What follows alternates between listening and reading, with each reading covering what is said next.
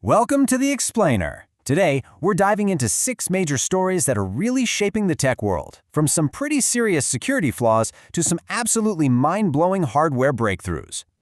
And that really gets to the core question we're looking at in this explainer. We're going to explore this by looking at the two sides of the tech coin today. On one side, you've got the constant evolving digital threats. And on the other, you have these incredible hardware innovations just pushing everything forward. Okay, let's jump right in, starting on the digital battlefield. And get this, we're kicking off with a decade-old vulnerability that has just popped back up in one of the most essential tools for developers anywhere. So what are we talking about here? It's CVE 2026-34040. This is a critical bug in the Docker engine. And that 8.8 severity score? That's a really big deal. It could put millions of containerized infrastructures at serious risk. I mean, think about it. All those apps and services that so many companies rely on, they could be wide open. Now, how does this hack actually work? Well, this is the crazy part. It's shockingly simple. An attacker just sends a specific request that's empty, and it basically tricks the security plugin into saying, yep, you're good to go. And you want to know the worst part? This is what's called a regression. It's a bug that they supposedly already fixed, but somehow it's back. It's like a zombie bug haunting the system, which is a classic, frustrating problem in software development. And the potential damage here is, well, it's bad. We're not talking about a small problem. By getting past the security checks, an attacker could get full host access. We're talking root privileges. They could basically own the entire server. So what's the takeaway? If you're running Docker, you need to move on this like yesterday. The good news is a patch is out, and here's the checklist of exactly what system admins and DevOps teams need to do to lock things down right now. Okay, moving on to our next threat, and this one is a real head-scratcher. It proves that even when you have massive resources, you can still get the basics completely wrong. So the EU rolls out this brand new, supposedly secure app, and a researcher hacked it in less than 2 minutes. No, you heard that right, 2 minutes. So how on earth did he do it? Well, the researcher, Paul Moore, found that incredibly sensitive data, we're talking user pins, was just sitting there on the device, totally insecure. All he had to do was edit a simple settings file to turn off all the security checks. It's Security 101, and they just completely missed it. And look, the threats just keep on coming, especially from organized groups going after huge targets.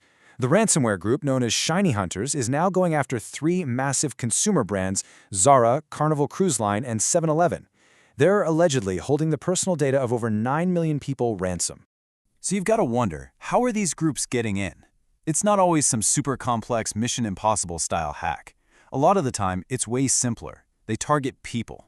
They use a technique called vishing, or voice phishing, where they literally just call an employee and trick them into giving up access. It's a huge reminder that your security is only as strong as your people. Okay, so we've been deep in the digital trenches. Let's shift gears completely. We're going from the digital battlefield to the hardware frontier, because while all that is happening, engineers are building some truly next-level stuff. All right, first up, we're looking at a new flagship phone that is aiming to completely change the game when it comes to mobile photography. So leaks are coming out for the upcoming Xiaomi 18 Pro, and wow, the specs are just a massive leap. This is not your usual yearly update. No, we're talking about going from a 50-megapixel camera to a dual 200-megapixel system, both the main lens and the telephoto. That's just wild. And of course, to power all that camera tech and the brand new Snapdragon chip, you need a serious battery. Well, how does a 7,000-plus milliamp-hour battery sound? I mean, that just blows its competitors from Apple and Samsung completely out of the water. But okay, let's be real for a second. This brings up the big debate. Is more megapixels always better? Sure, in perfect light, you get insane detail. But what about low light? That's where bigger pixels, not more of them, usually win for gathering light. So Xiaomi's gonna have to work some serious software magic to make this whole thing work in all conditions. All right, next up, in another surprise move on the hardware front, Lenovo is making a comeback. After being out of the game for 4 years, they're jumping back into the gaming phone market.